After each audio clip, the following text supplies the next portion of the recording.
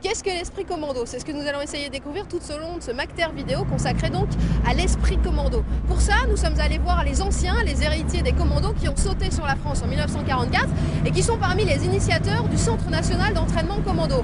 Et puis aussi, nous sommes allés voir ce que sont les commandos d'aujourd'hui, les fameux GCP, les GCM. Là, nous sommes à Collioure, donc au Centre national d'entraînement commando, et nous allons essayer tout au long de ce magazine de vous dire ce qu'est l'esprit commando. Voilà, c'est parti.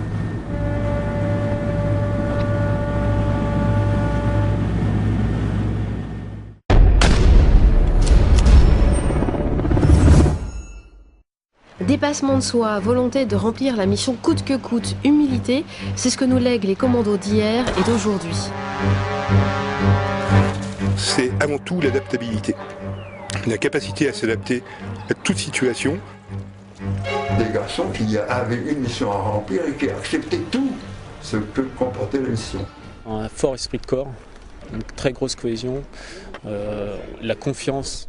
L'esprit commando, c'est plutôt la camaraderie. Si vous voulez, les galons, le salut, tout ça, c'est un peu moins fort que chez le militaire de carrière ordinaire. C'est de se surpasser, nous on cherche un petit peu de l'effort physique, intellectuel également, parce que ça n'est pas que physique. C'est quelque chose qui n'est pas inné, c'est quelque chose qui se cultive, qui va se cultiver en école et qui va se cultiver au quotidien, que ce soit dans l'exercice de son métier, quel qu'il soit, et dont certaines vertus peuvent aussi avoir des bienfaits pour la conduite de sa vie privée lorsqu'on est confronté à des difficultés.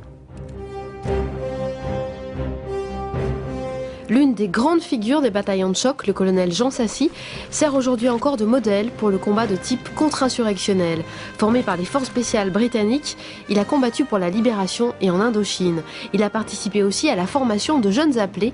Avant de disparaître en 2009, il s'était confié. Et nous avions des chevaliers, nous les formions comme guerriers, mais comme guerriers à l'ancien temps. L'ancien temps, qui étaient les premiers.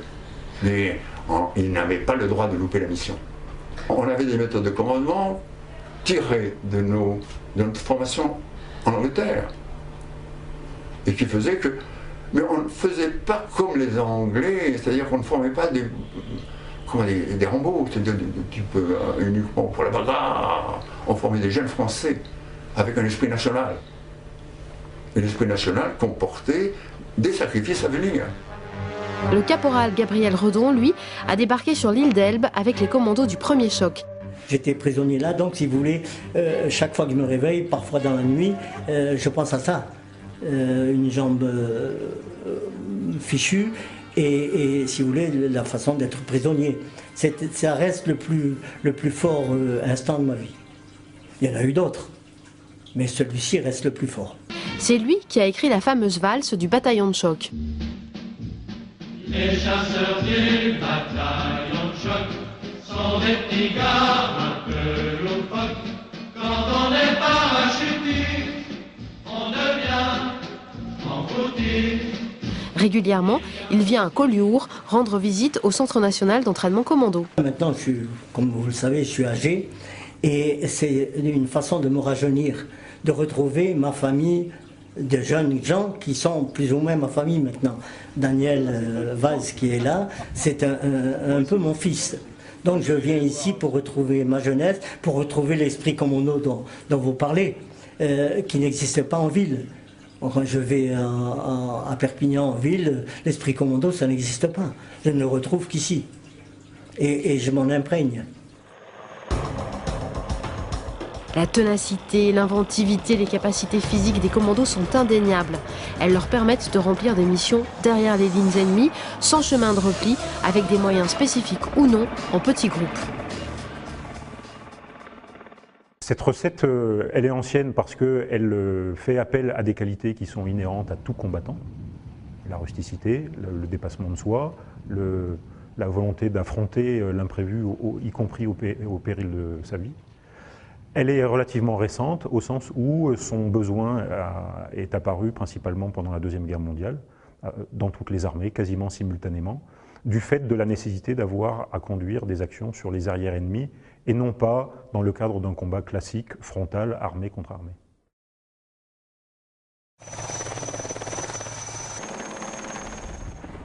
Mais cet esprit commando n'est pas un sanctuaire réservé uniquement aux GCM, GCP et autres premières PIMA. C'est un esprit qui ne demande qu'à s'éveiller au cœur de chaque soldat qui se dépasse, qui s'aguerrit.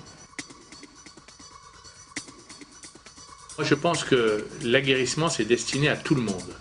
Tous les soldats doivent s'aguerrir, depuis le simple soldat jusqu'au capitaine, voire au-delà. Et donc, l'esprit de l'aguerrissement, c'est véritablement que les gens soient mis dans des conditions difficiles et qu'ils arrivent à surmonter cette difficulté. Le commando, c'est un esprit beaucoup plus de petite équipe qui a mené des missions particulières et pour lesquelles ils ont besoin d'apprendre des techniques particulières. Donc c'est essentiellement moi là que je vois la différence entre les deux. C'est pourquoi, dès la formation initiale, les soldats s'aguerrissent au sein de structures d'entraînement commando.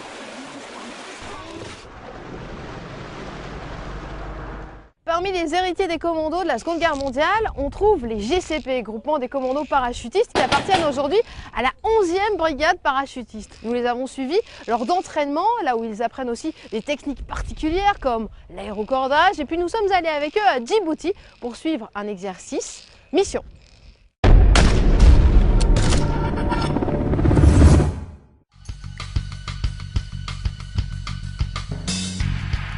Djibouti, 6000 km de Paris. C'est l'un des 5 pays de la Corne de l'Afrique. Il partage ses frontières en grande partie avec l'Éthiopie et la Somalie. Ce pays a un atout bien particulier, le relief. Il est très proche de celui de l'Afghanistan. Pour l'armée française, c'est un lieu d'entraînement de premier choix. L'Afghanistan, théâtre d'opérations important pour la France. C'est là-bas que la projection planifiée de la 11e BP aura lieu en 2011.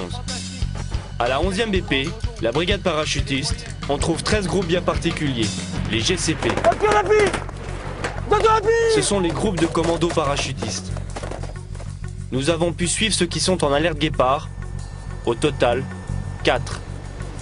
2 groupes à dominante action, ceux du 3e et 8e régiment de parachutistes d'infanterie de marine.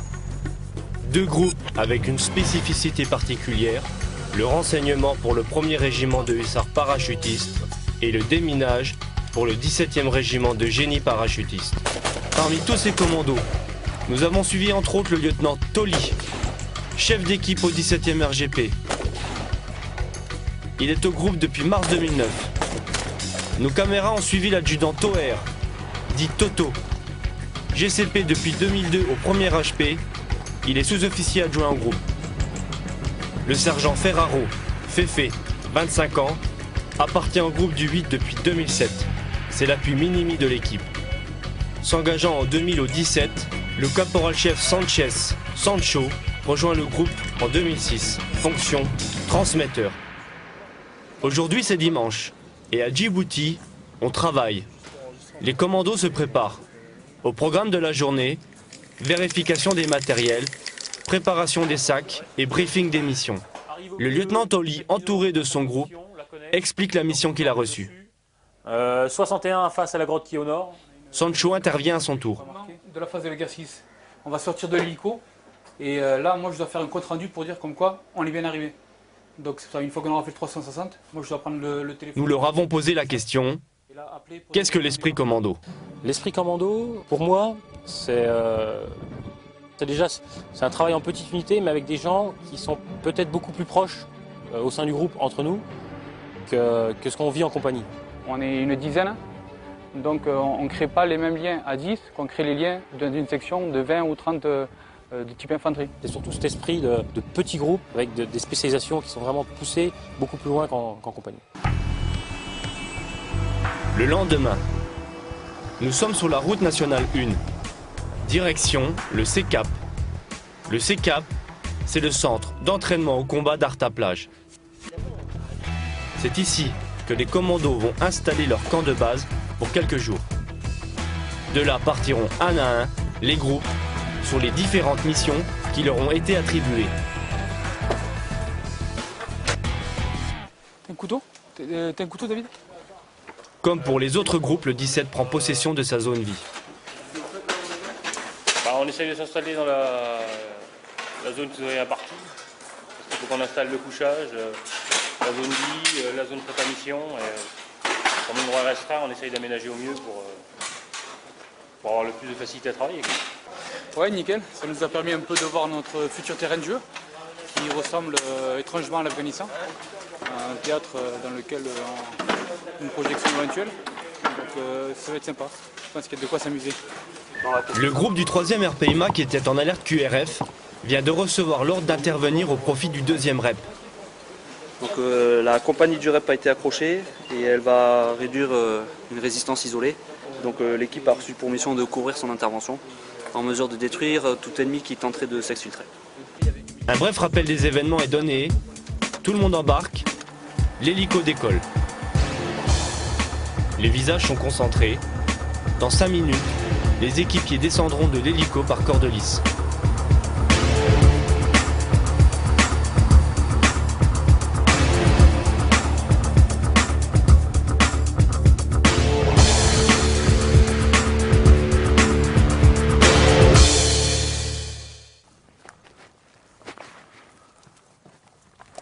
Nous laissons les commandos du 3 pour rejoindre ceux du 8. Ils ont reçu pour mission observer et renseigner un axe. Mais pour l'instant, il faut rejoindre les positions d'observation. On a une petite infiltration de troupes en affaire. Le chemin choisi est court, mais difficile. Le terrain est accidenté, il est parfait pour l'entraînement.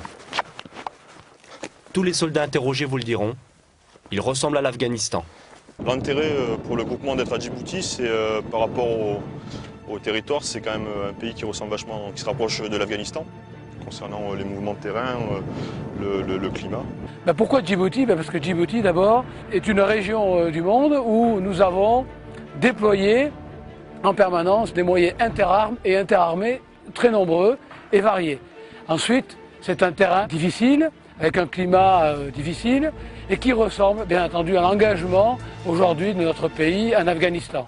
Nous sommes arrivés sur le point d'observation.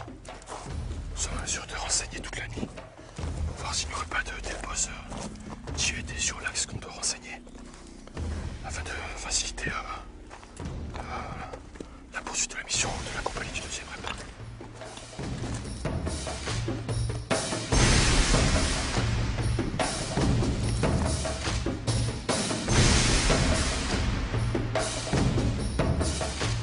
La nuit ne va pas tarder à tomber.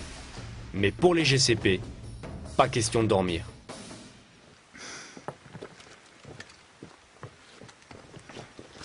Il faudrait faire encore un peu 100 à 150 mètres pour avoir vraiment un minimum de visuel, quoi. Okay. On a un petit peu de visuel avant le carrefour de piste. Ok. De toute façon, ce qui est sûr, c'est que déjà, pas avant 5 h du matin, on pourra dire si réellement on a des visuels sur le carrefour. Ouais. Parce que niveau bison, la portée est 0. Et ça, tu vois rien avec ça.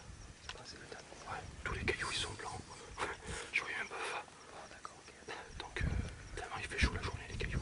Là, on se réalimente. Ouais, donc du coup, un coup. Et après, on fait un petit peu. Là-bas, c'est tranquille. C'est tout plat et tout, on n'est pas vu. Même si on reste au centre, on sera pas vu. Le lendemain, pour le groupe, la nuit fut bénéfique. Ils ont pu observer la pose d'un IED. Un IED, c'est un engin explosif improvisé. En général, il est déclenché par l'ennemi au passage de troupes. Des photos ont pu être aussi prises. Donc, on a fait des prises de vue. Pichon va les amener aux photos. À partir de là, le photo va mettre un dossier en branle, va l'envoyer au centre opérationnel, de manière à ce que le centre opérationnel puisse renseigner la compagnie de la Légion étrangère. Donc d'ici un quart d'heure, on partira pour faire l'échange, pour pouvoir balancer par transmission les photos. Le lieutenant Guillaume, chef d'équipe, a donné les renseignements récoltés dans la nuit au 2e REP.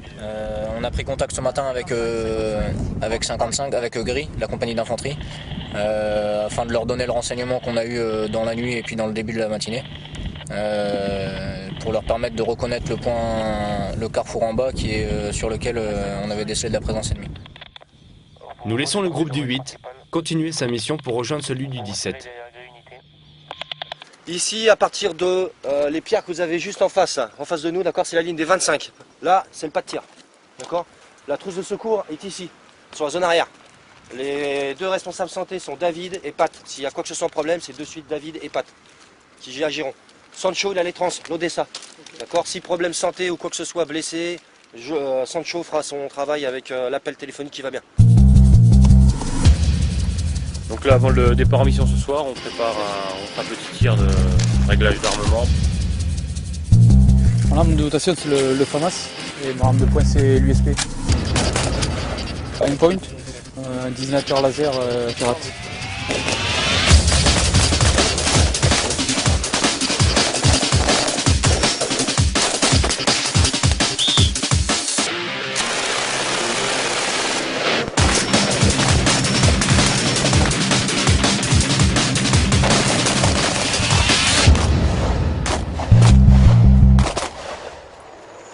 Durant toute la semaine, les missions se sont enchaînées.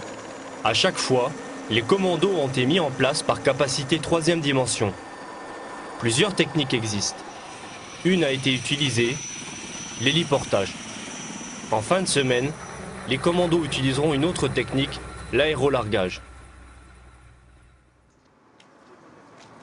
Base aérienne 188. Les groupes commandos se préparent. Ce matin, ils effectuent un saut à ouverture basse, un SOB. Moyen utilisé, le Transal. Nous retrouvons l'adjudant Toer, chuteur au premier HP. Donc là, nous sommes 5 GPCL, donc charge lourde à 100 kg. Donc on sera premier passage. Donc on part pour un saut à ouverture basse, alors que les jours prochains, on sera à saut à ouverture haute. Là, c'est une remise en train en fait, de manière à ce que tout le monde accorde leur violon. GPCL, cela veut dire gaine pour charge lourde. C'est une grosse caisse montée sur roue qui peut emporter 100 kg.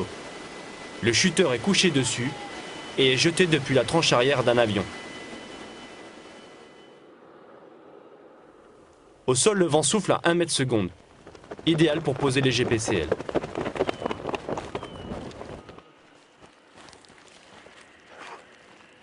Bon bah bon petit saut, beaucoup de vent et pas mal de nuages jusqu'à 600-700. Donc ça a permis de voir la zone assez tardivement. Mais bon, on est bien rentré, donc nickel, super. Donc là, c'est vraiment les solides 3e air climat, c'est que des Golgoth. 1m90, 100 kg. Si tu fais pas 100 kg, c'est mort. Alors on a un vent du 260 degrés pour 1 mètre seconde.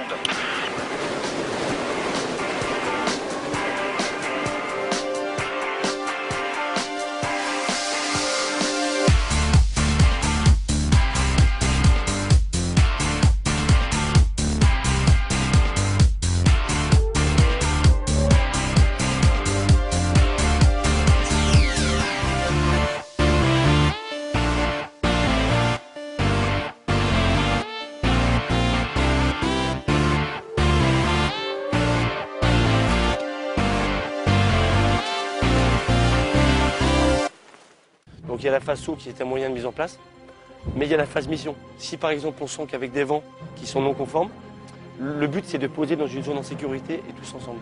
Si le chef d'équipe, donc notre boss, prend la décision de poser ailleurs, à ce moment-là, par rapport à la procédure qu'on aura étudiée au sol, on va avoir des conduites à tenir particulières à faire.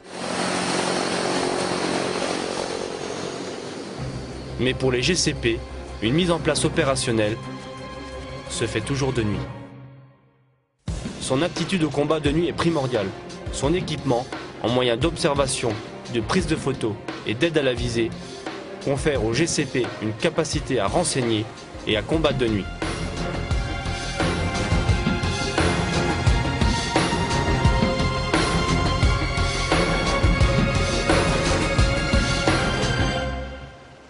Nous retrouvons le GCP du premier HP. Il s'entraîne sur un assaut avant.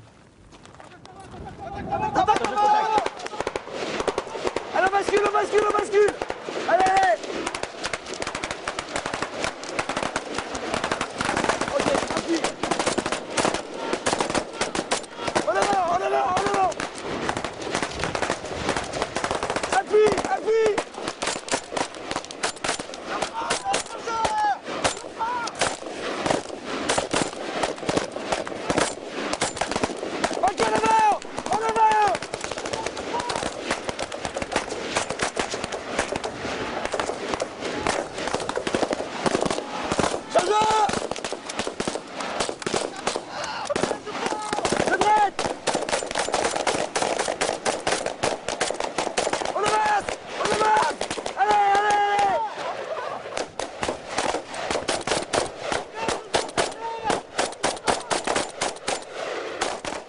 Pour tous, le tir de ce matin est positif. Ça commence à venir, ouais. On a drillé une fois à sec. En faisant une répétition à tir à balles réelles, ça marche, il n'y a pas d'erreur. On arrive à communiquer entre l'adjoint et moi-même, donc ça semble être efficace. Pas mal, surtout dans les conditions climatiques qu'on a là à Djibouti. Bon, ça permet de faire une configuration un peu type Afghanistan. Donc acclimatation difficile, bon, ça nous permet de travailler ensemble parce qu'on a 2 jeunes, donc voilà, c'est bénéfique. Nous laissons le groupe continuer à s'entraîner. Les équipes du 3 et du 8 s'entraînent chacun de leur côté. Mais pour les deux, c'est le même exercice. Progression et tir en ambiance tactique. Pendant que le groupe du 8 progresse, le 3 se fait accrocher. L'ennemi a été traité, mais le chef de groupe est blessé. Les auxiliaires sanitaires traitent ce qui peut être fait à leur niveau. Tu mets un pansement compressif juste au niveau de la plaie, d'accord? Ok, il est fini. Tu me découpes ça, tu me découpes un gros bout d'élastos, s'il te plaît, tu me le colles ici. Dans l'environnement, c'est contrôlé, donc. Puis le blessé est ramené en zone sécurisée.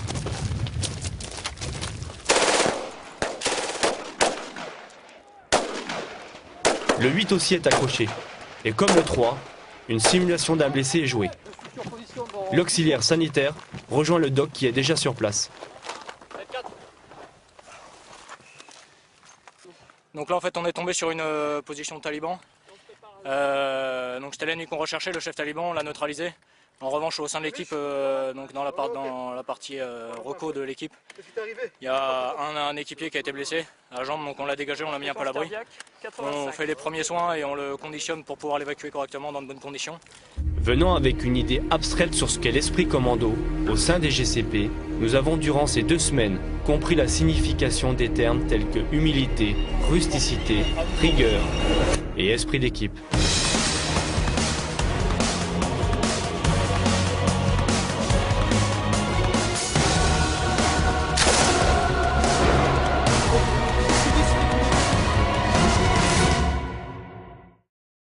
La brigade de montagne possède ses commandos, les GCM, groupement des commandos de montagne. Ils sont eux aussi les héritiers des commandos de la Seconde Guerre mondiale. Nous les avons suivis lors d'exercices, lors de stages. Nous avons glissé aussi une caméra lors de leur sélection. C'est parti, mission.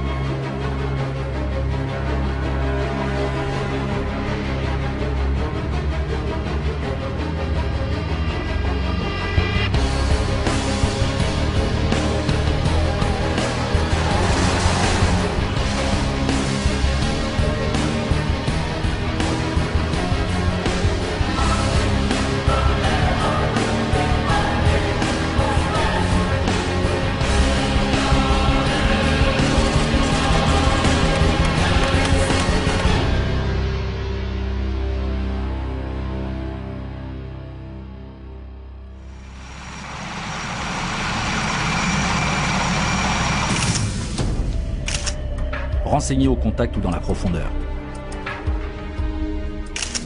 Mener des actions de combat offensives en petite équipe. Faciliter la mobilité en montagne. Guider des frappes dans la profondeur. Ce sont les différentes missions qu'accomplit le GCM, Groupement Commando Montagne. Ces spécialistes font partie de la 27e brigade d'infanterie de montagne. Ils ne font qu'un avec leur terrain de prédilection. Ils emploient de nombreux savoir-faire. Ils peuvent se déplacer dans les airs. Le parapente affranchit des reliefs montagneux. Il permet de gagner un temps précieux lors de la descente. De nuit, ils sont quasiment indétectables.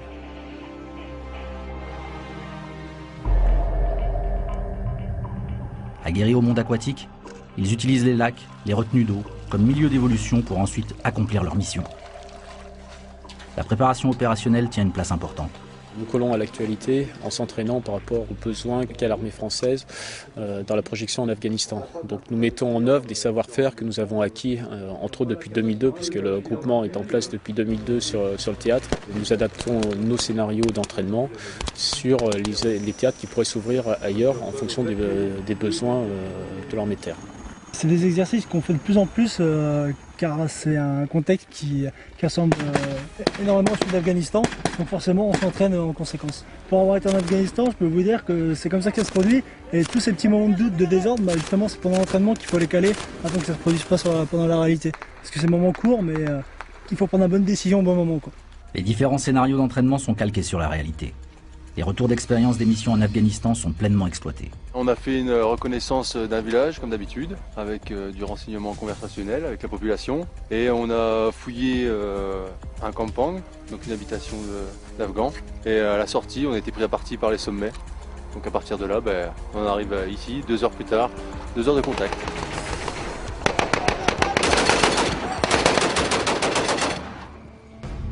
D'abord spécialisés dans le renseignement d'origine humaine, ces hommes sont reconnus comme les spécialistes de la collecte d'informations. En montagne, en climat extrême. Ils peuvent rester jusqu'à 10 jours sur le terrain, sans se faire détecter, et renseigner en temps réel les chefs. Pour accomplir ce type de mission, il faut savoir porter lourd et longtemps. Leur sac pèse jusqu'à 60 kg. Rusticité, discrétion, autonomie sont des qualités fondamentales.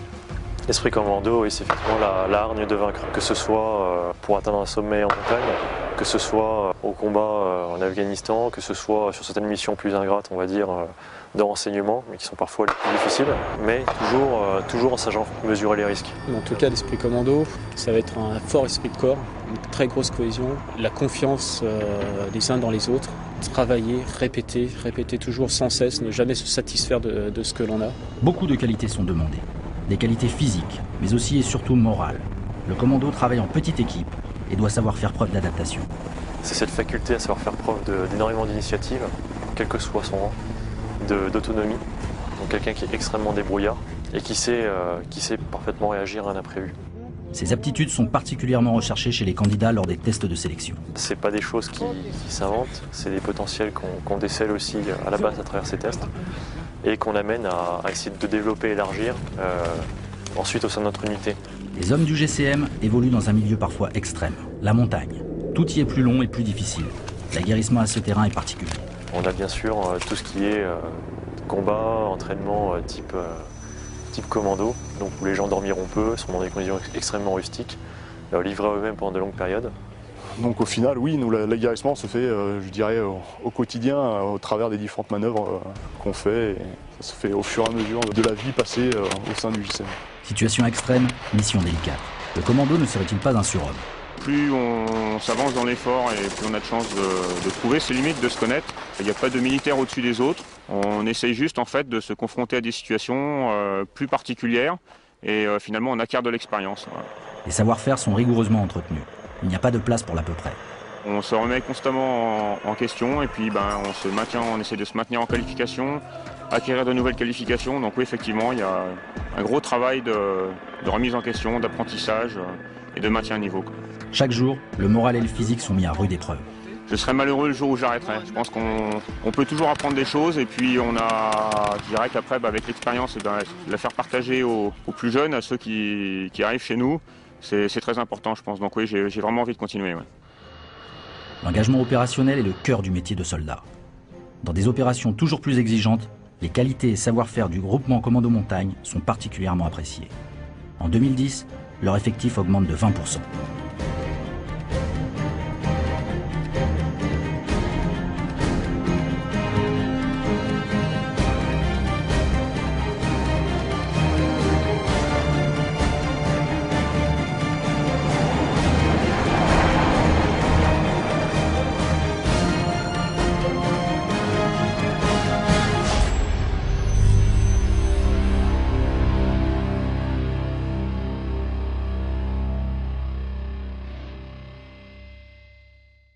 Le Centre national d'entraînement commando a été créé en 1964 par les héritiers des commandos de choc.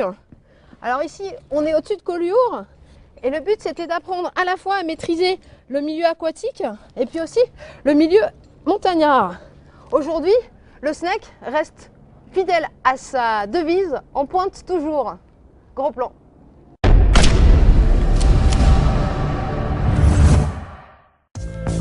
Le Centre national d'entraînement commando. Pour les militaires de l'armée de terre, voilà le fief de l'esprit commando. Ici, un seul objectif, se dépasser. Durant les stages, quels qu'ils soient, aguerrissement ou formation des moniteurs, l'idée générale est éviter l'échec. Il faut repousser ses propres limites, aller le plus loin possible dans ses réserves physiques et mentales.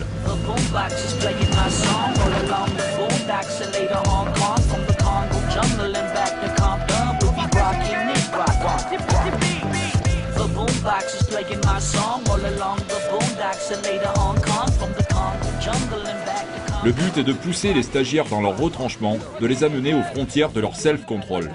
Celui qui est très fort physiquement mais qui moralement ne tient pas le coup n'avancera pas et ne sera pas un moteur. Celui qui avance un peu moins bien mais qui avance très correctement et qui reste fort moralement, celui-ci sera toujours un meneur d'hommes. Parti. La force du SNEC réside aussi dans la capacité des instructeurs à analyser les retours d'expérience des événements vécus sur les théâtres d'opération. Les TIOR, techniques d'intervention opérationnelle rapprochée, ont évolué vers une nouvelle technique de corps à corps, le C4.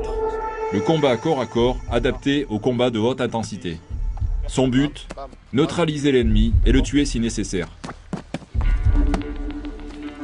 Le C4 est beaucoup plus violent que le TIOR. Il va chercher beaucoup plus loin et va heurter beaucoup plus profondément l'individu. Justement, on apprend aux soldats à viser tout ce qui est zone sensible.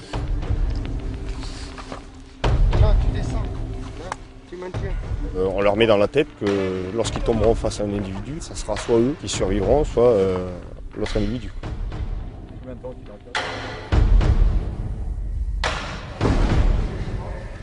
L'utilisation de couteaux, de baïonnettes va leur permettre d'avoir une certaine assurance et d'être un petit peu plus vicieux que l'adversaire.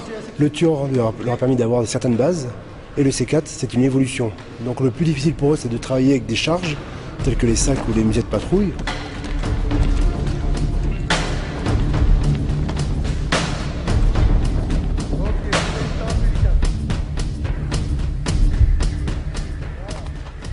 Le SNEC prépare ainsi ses stagiaires à défendre leur vie, mais aussi à protéger l'intégrité physique des autorités en déplacement. Les missions de garde du corps, plus précisément dénommées détachement d'accompagnement d'autorité, font aujourd'hui l'objet d'un stage délivré au SNEC. Durant 3 semaines, des militaires aguerris provenant de divers régiments vont s'entraîner pour assimiler les techniques spécifiques à ce métier hors du commun. La sélection se fait d'abord en amont dans le régiment, selon les compétences de chacun. Ce stage fait vraiment partie intégrante de leur mise en condition opérationnelle. C'est-à-dire que maximum 3 à 4 mois après, selon les cas, ils vont direct sur le théâtre pour protéger soit leur chef de corps selon les théâtres, ou soit un général, plus particulièrement pour l'Afghanistan. Assurer la protection d'une autorité militaire en déplacement, ça ne s'improvise pas. Les repérages préalables sont indispensables pour anticiper les événements. Un des plus gros travaux d'une mission, c'est la préparation mission. Donc tout le travail qui doit être fait en amont, la reconnaissance de l'itinéraire, la reconnaissance du site et toute la procédure et les cas dits non conformes, c'est-à-dire tous les impondérables. Au SNEC, les scénarios sont quotidiens. Ce sont les instructeurs qui jouent les différents rôles. Autorités, soldats locaux, civils, VIP, pour proposer aux stagiaires des situations d'accompagnement d'autorité proches de la réalité. Aujourd'hui, là, je dois rencontrer un capitaine des ACM, puisqu'on est en pleine reconstruction d'un village qui a été détruit il y a à peu près 6 mois. Donc tous les matériaux sont arrivés, les moyens financiers sont présents. Donc on va voir un petit peu la zone et évaluer ce qui est en construction et ce qu'il faudrait encore faire. On n'est pas à l'abri d'un IED, on n'est pas à l'abri d'une attaque suicide. Par conséquent, effectivement, une protection rapprochée s'impose. Le stage ne cesse d'évoluer et s'enrichit grâce au retour d'expérience. Lorsqu'on reste sur le territoire 6 mois, la pression est constante pour l'équipe de protection, même si les déplacements sont faits une vingtaine de fois, une trentaine de fois, toujours rester vigilant. Donc ça, c'est la chose qu'on ne peut malheureusement pas travailler sur cette formation. En revanche, on essaye de varier les intensités, que ce soit de la haute intensité, prise sous des contacts, IED, etc. et de la basse intensité, tout ce qui est dans des parties sécurisées, type ambassade et tout. Sur les parcours, vigilance accrue, concentration permanente, on part du principe que toute anomalie de comportement est suspecte. Il s'agit d'être aux aguets, de détecter le danger potentiel, sans pour autant paraître tendu. Deuxième, troisième étage. L'expression qu'on aime bien dire aux stagiaires, c'est qu'on va être rouge à l'intérieur. Rouge à l'intérieur, pourquoi? C'est qu'on est prêt à réagir à tout moment. On a un secteur bien défini et on est prêt à réagir à tout moment. Et on est par contre vert à l'extérieur, de manière à ne pas faire envenimer une situation qui pourrait être gérée normalement. Donc c'est ça la grande difficulté et la grande fatigue que peut avoir un équipier GDC. Regard masqué, présence discrète et rassurante, prêt au sacrifice, ces hommes de devoir contribuent à l'indispensable tranquillité d'esprit des autorités militaires en déplacement, facilitant la sérénité des missions de commandement. Dans le même esprit, les militaires assurent en zone de conflit armé la protection des journalistes qui ne sont pas toujours conscients du danger qui les entoure. Afin de les sensibiliser, le SNEC organise à la demande de l'Association des journalistes de défense un stage d'1 semaine dans les forts de Montlouis et de Collioure. La multiplication des conflits, le besoin croissant d'informations contraint les journalistes à s'exposer un peu plus chaque jour. On essaye de les sensibiliser au maximum sur ce danger des munitions que l'on retrouvera obligatoirement sur les théâtres en post-conflictuel. Tous les sous-munitions sont des sous-munitions que l'on retrouve actuellement au Liban, en Afghanistan et ainsi de suite. Richesse des témoignages, démonstrations ciblées, c'est une véritable prise de conscience des réalités d'une zone de combat. Et j'ai une petite station satellite, donc c'est une petite antenne qui fait ça à peu près, mais qu'il faut orienter pour transmettre. J'utilisais un gilet pare-balles pour protéger ma tête, en fait, et je tenais l'ensemble gilet pare-balles, station satellite comme ça. Et là, j'ai pu voir que ça me protégeait vraiment, ce dont j'étais pas sûr à 100%. Plus conscient de certains risques en fait, et vraiment des choses à pas faire et des comportements qu'on peut avoir. Le petit exercice, c'est en fait, on simule la traversée d'un village, d'une ville. Donc on est accompagné, on est escorté par des militaires, mais on doit se prendre en charge également, c'est-à-dire qu'eux font leur boulot, de nous défendre et puis de se défendre eux-mêmes, et nous après de suivre et s'entraider entre nous. Tous volontaires mais confrontés à leur peur, ils s'efforcent de surmonter leurs limites. Et je sais pas si c'est la fatigue ou l'appréhension, mais j'étais en larmes là-haut et l'instructeur m'a rassuré, il m'a aidé puis il m'a poussé à la fin, donc je l'ai fait. Après on a su surpasser aussi, de montrer que quand on a pris une décision, on peut y arriver quand même. Depuis plus de 10 ans, plus de 200 reporters ont pu profiter du savoir-faire des instructeurs du centre. Militaires ou journalistes, ce stage permet de mieux cerner l'univers professionnel et la place de chacun, afin de pouvoir à l'avenir travailler en toute sécurité. Héritier du 1er bataillon parachutiste de choc, le SNEC est l'expert dans le domaine de la formation commando au profit des cadres de l'armée de terre. Comment s'aguerrit-on à un milieu hostile? C'est ce que nos équipes sont allées filmer en Guyane, au centre d'entraînement en forêt équatoriale. Ils ont notamment suivi les jeunes officiers dans leur formation et ils ont découvert tout ce qu'ils apprenaient, notamment pour franchir les zones humides. Voilà, c'est parti.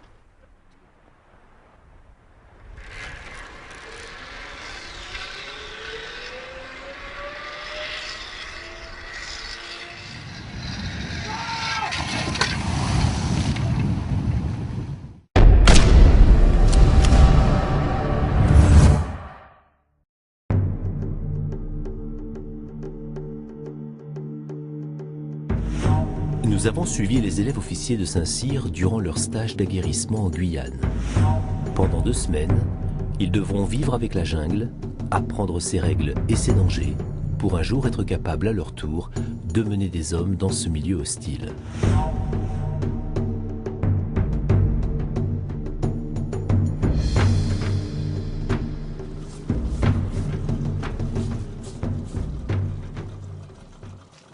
Ici, donc, nous sommes à Regina, en Guyane, donc dans l'est guyanais exactement. C'est la région la plus humide de Guyane, dans laquelle est installé donc, le centre d'entraînement en forêt équatoriale. Il y a toujours quelqu'un là. On ne peut pas avoir que des bons. On ne peut pas avoir que des merdes dans les sections. Il y a toujours les bons, les moyennes, ils sont moins faibles. Moins forts, on va dire, les faibles. Alors on est obligé de vivre avec. Et on est obligé de céder. Mutuellement, la merde, vous allez faire les pistes collectives, dès qu'il y a un qui va avoir rien à branler les autres, mais vous allez faire les heures sur les pistes. Au programme, acclimatation, bivouac en jungle, technique de survie. Leur but, apprivoiser ce milieu hostile pour être capable de survivre en autonomie complète. C'est pas tant ce qu'on fait ici, mais c'est le milieu, parce que ce qu'on fait ici, on pourrait quasiment le faire là où on est, mais c'est le milieu, le rythme, etc.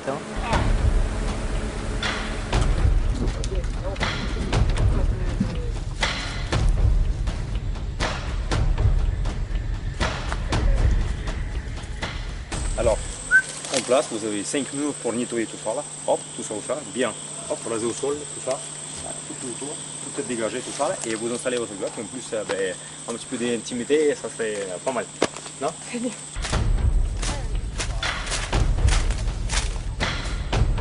Tire, tire, tire, tire.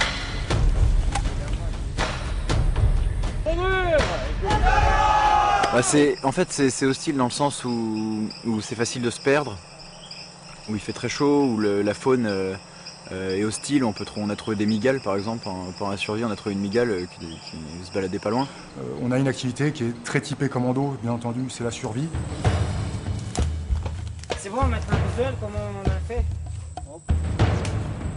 Et la survie commence par trouver de quoi se nourrir. Retrouver ses instincts primitifs pour tirer profit de cette forêt luxuriante.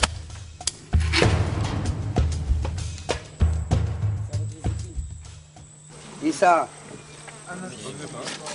c'est les fruits du moukou-moukou. Hein? Et les fruits qui sont comestibles, la tige c'est avec des petites épines. Je montre comment on peut survivre dans la forêt. Voilà, ici, c'est la châtaigne goyanaise. Je fais des pièges pour choper des animaux, pour choper des poissons. Hein. Je mange des cœurs de pommiers, je cherche des fruits. Tout cette fruit que c'est là, ça j'ai récupéré au bord de la rivière.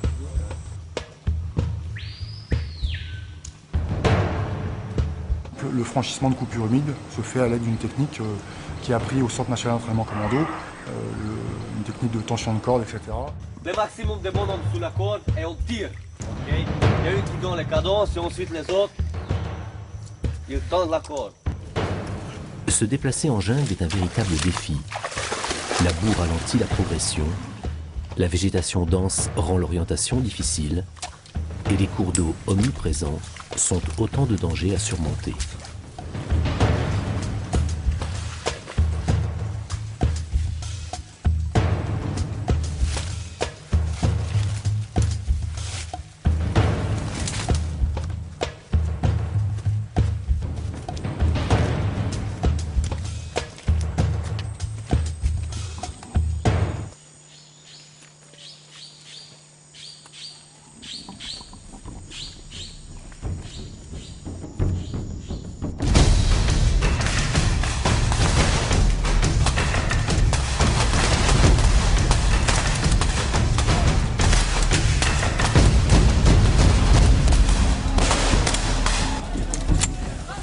Le principe de l'aguerrissement est finalement assez simple. Le but effectivement est de mettre le stagiaire face à des situations difficiles où il aura à se dépasser et l'accumulation de ces situations entraîne une fatigue évidente et donc une nécessité à se dépasser certes individuellement mais également collectivement et à tirer tout l'ensemble de la section vers le haut. Les stagiaires se préparent maintenant à vivre une épreuve que tous redoutent, le brancardage.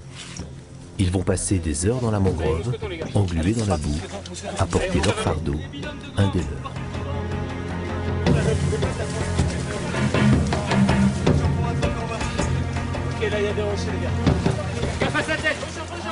Dès qu'on arrive dans des passages assez critiques, soit sur les pistes collectives, on voit que le rôle de chacun là, est primordial. C'est pour ça que là on voit l'importance de la cohésion dans ces moments.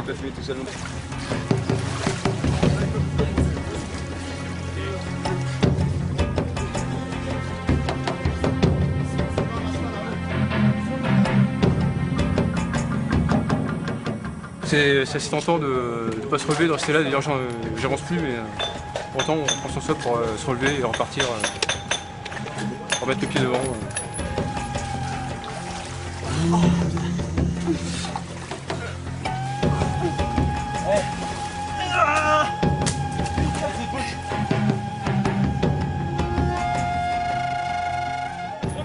Les pistes de groupe, on voit la vraie personnalité de chacun. C'est assez révélateur. Ça fait 2 ans qu'on vit ensemble et là on voit vraiment comment est chacun dans les pires moments. On voit vraiment qui fait bouger les groupes et qui les fait pas. Attendez, doucement. Attendez à quoi? Allez! Les autres groupes ils sont déjà terminés, Kurva, Novo. Allez les gars. Allez, on va le sortir de là. Faire abandonner les stages, c'est vite fait. Hein. On le met en fait quelque chose assez dur. On le met, comme on dit, sur la tête 10 minutes et c'est bon, il n'y a plus personne qui est là, ça c'est clair. Mais c'est pas ça le but. Le but c'est d'aller des petits, progressivement, de les faire voir eux-mêmes qu'ils peuvent aller plus loin. Maintenant, je sais que plus tard dans mon unité, quand moi je serai chef de section, il faut impérativement que mes bonhommes s'entendent bien, qu'il y ait des liens entre eux. Comme c'est très dur, les capacités physiques des gens dans la section sont, j'ai envie de dire, encore plus éparpillées. C'est-à-dire que les plus faibles vont être encore plus faibles, alors que les plus forts vont aller encore plus devant. Donc, chef de section, c'est pas évident, il faut essayer de coordonner tout ça pour resserrer tout le monde vers le centre et avancer tous ensemble. Et dans le cas justement où on est chef, souvent les légionnaires qui sont donc des militaires du rang caporal chef, qui eux disaient allez mon lieutenant, il faut y aller maintenant, vos hommes ils sont derrière vous, vous n'avez pas le droit de faillir, ils vous regarderont et c'est à vous d'aller de l'avant et de montrer l'exemple. Pour comprendre l'intérêt d'un tel stage, les hommes du 9e régiment d'infanterie de marine ont accepté de nous faire vivre une de leurs missions opérationnelles. À quelques centaines de kilomètres de là, à la frontière du Suriname, les forces armées apportent leur soutien aux gendarmes dans la lutte contre l'orpaillage illégal. Donc là, le départ de la patrouille, le point de contrôle fluvial Sossonel, avec le barrage. On part vers l'aval de Linini. Au quotidien, la mission principale étant la garde du barrage. En mesure de soutenir les forces de gendarmerie qui, elles, sont chargées de filtrer les pirogues, de les contrôler. Ils ont de très bonnes connaissances du milieu, je pense plus que nous, parce qu'ils sont plus amenés à effectuer des patrouilles. Sur un deuxième plan, éventuellement d'intervenir en soutien des forces de gendarmerie si jamais il y avait une tentative de forcer le barrage par une pirogue illégale.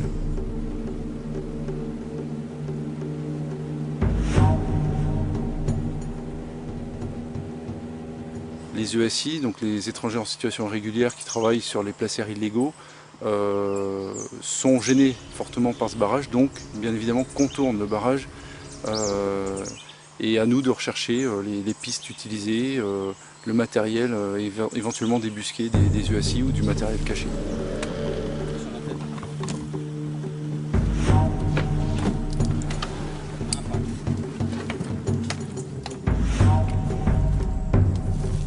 Une bouteille d'eau et des fringues qui n'étaient pas hier. Donc ça prouve qu'il y a du passage cette nuit. On va voir s'il n'y a pas eu des caches.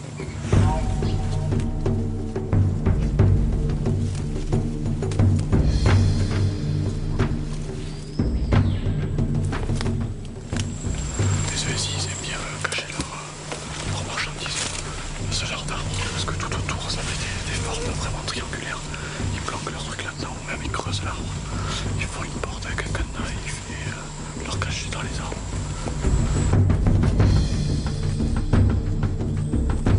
8 km en 6 heures, en gros. La bouillasse, c'est horrible de marcher dans la boue.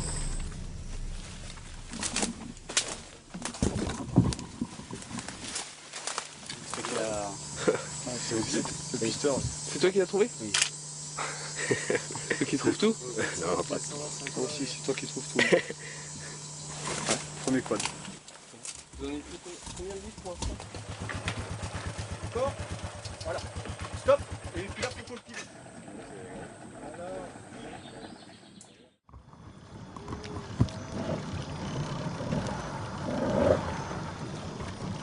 Ok, j'éclaire devant, tu te mets sur ma gauche.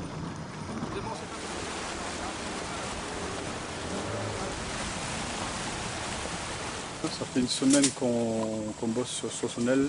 On en est en gros à 980 litres en gros de carburant. Qu'est-ce qu'on ressent? On ressent, ça paye, le travail paye.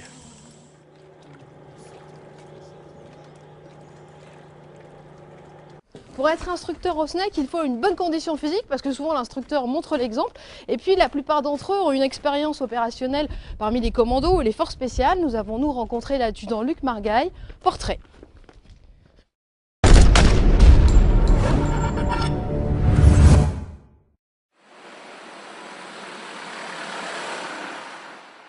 Instructeur des techniques commando, il l'est.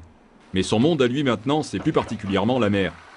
Adjoint au groupe de sécurité de la compagnie d'instruction nautique depuis le 1er juillet, l'adjudant Luc Margaille fait partie des personnels chargés de la sécurité pour les activités, que celles-ci se passent sur ou sous l'eau. Je suis rentré à Saint-Mexan le 1er janvier 89 en tant qu'élève sous-officier d'active. Ensuite, à l'école d'application de l'infanterie à Montpellier, où là j'ai choisi le régiment de marche du Tchad. Après un séjour à Tahiti de 2 ans, j'ai demandé ma première mutation au SNEC en tant qu'instructeur des techniques commando. Après plusieurs tournantes et plusieurs missions à l'extérieur, je suis allé au 3e RPIMA où là, au bout de 4 ans, j'ai demandé à revenir sur Collioure grâce à un examen de plongeur de bord que j'avais passé lors de mon premier séjour à Mont-Louis.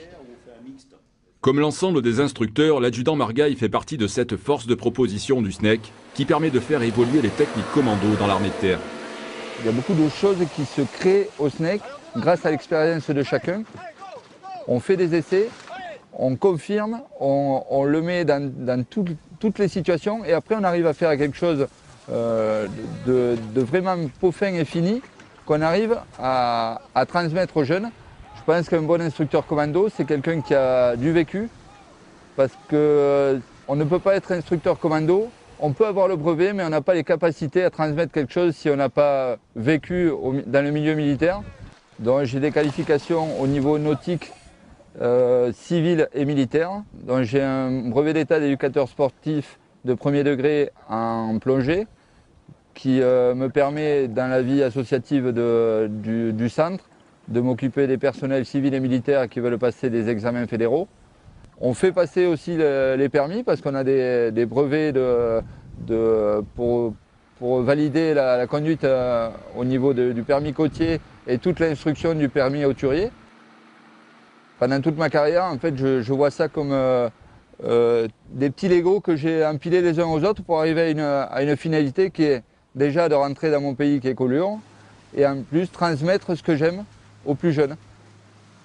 C'est quand même un métier qu'on ne peut pas faire sans passion parce que c'est quand même beaucoup de travail, beaucoup de périodes où on est seul, beaucoup de périodes où on ne voit pas la famille et les amis.